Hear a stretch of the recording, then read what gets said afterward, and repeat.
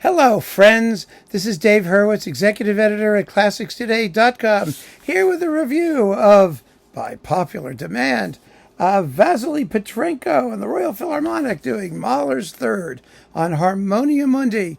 Now, this is a live concert recorded in the aircraft hangar, Royal Albert Hall. Now, that's a big, blowsy room, and with notoriously bad acoustics.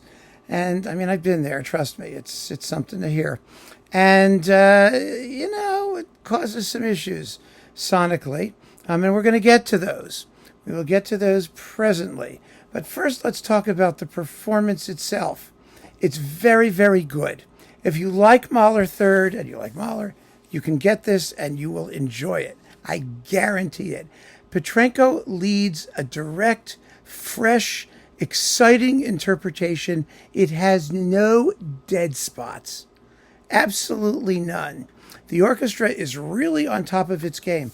I have to give a lot of credit to the woodwind section, which screeches and blasts away with uninhibited gusto, and the brass players, who do an absolutely stupendous job. I mean, by the time the symphony is over, pardon me, is over, your lips are ready to fall off if you're a brass player.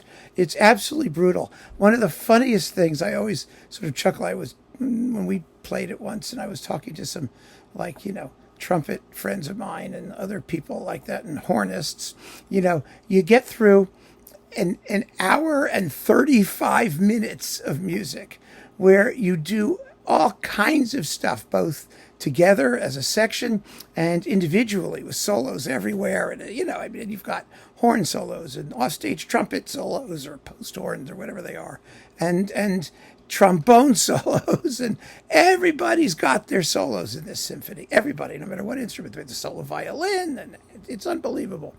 And finally, you're getting to the end, and you're down to the last 5 minutes, and you've just been blowing your guts out. And then Mahler writes this chorale where you have to play triple piano legato with big log lines that requires endless amounts of breath control. I mean, it is so brutal. And they do it beautifully. They really do it beautifully. I mean, when the big chorale comes in at the end with the crash of the cymbals, they sound just great. They really do. So good for them. Now, that's all the good stuff. There are some issues. There are definitely some issues, mostly technically with the recording, but also a sort of larger question. First, let's talk about the alto soloist. Her name is Hanna Hipp, and she sucks. She's awful. She has a wobbly voice, and maybe because it's Royal Albert Hall and they had to mic everything very closely to get rid of all the resonance and echo, she's way too close, and she's never singing piano. And in the Midnight Song, it's all piano except for the big climax at Doch alle Lust will Ewigkeit. There you can, open up a little bit. But her voice is just unpleasant. So that's a deficit for sure, and a pity, really a pity. Then we have to talk about the wider issue of what is happening these days with live recordings versus studio recordings. Everything's getting recorded live, just about. They don't have time for studio recordings. They don't have the money. This is the kind of symphony that really benefits from having a studio recording, not because they can't play it. They play it note perfectly, just about, but because it's so logistically complicated, and there are so many things that can go slightly awry, and they do. I'll give you a bunch of examples, okay? The trumpets in the first movement, they have that motive, da-da-da-da-dum, da-da-da-da-dum, that thing. It's not always together. I mean, it should be, but it isn't. It's not horribly not together, but it's not always together, and the dynamics aren't always right.